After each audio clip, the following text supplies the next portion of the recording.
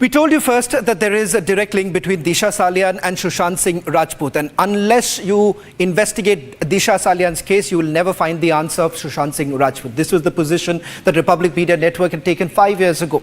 Finally, you have Satish Salian, father of Disha Salian, raising the same issue, saying that both the case perhaps are actually linked, and that is the reason why they should be investigated. In fact, we thereafter reached out to Sushant Singh Rajput's father to find out whether at all he too believes in the same. In fact, Sushant Singh Rajput's father said that he believes that both the cases are linked, and perhaps the CBI must finally answer. This morning, my colleague and our senior editor Prakash Singh also spoke to Sushant Singh Rajput's cousin, who also happens to be a minister in the Bihar government. Now, this is what he had to say. He says that Sushant Singh Rajput could not have committed suicide. देखिए, हम लोग जो आशंका व्यक्त करते थे कि दिशा सालियान की हत्या हुई है, इन्हें छत से फेंका गया है और कहीं न कहीं उसी घटना से लिंक सुशांत की भी हत्या है, तो उस समय लोग नहीं मान रहे थे। आज वो स्थिति सामने आई है कि दिशा सालियान के पिता ही ने इतने लंबे समय के बाद मामले को सामने लाया है कि हाँ, उनकी हत्या हुई है।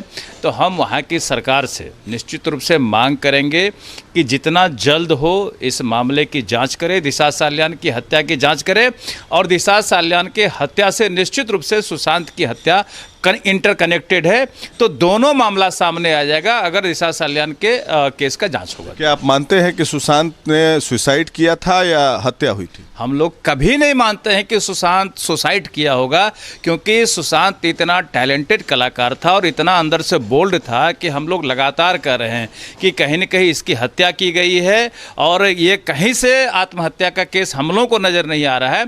और आप देख रहे हैं कि धीरे धीरे कड़ी खुलते जा रही है। जो आशंका हम लोग पहले व्यक्त किया करते थे कि दिशा सालियान के हत्या से इनका कहीं न कहीं केस जुड़ा हुआ है, आज वो धीरे धीरे कड़ी खुल रही है। आज वर्षों बाद उनके पिता ने ये खुलासा किया है कि उनकी हत्या हुई है, तो इसको अविलंब जांच करें और जांच के बाद दोनों मामले का खुलासा होगा। वहाँ के तब के पुलिस कमिश्नर पर भी आप लोग आरोप लगाते थे, मुझे याद है आपने मुझसे कई बार बात किया, और एसआईटी भी ने भी ठीक से जांच नहीं किया। आज महाराष्ट्र विधानसभा में भी सवाल उठा है इस बात को लेकर।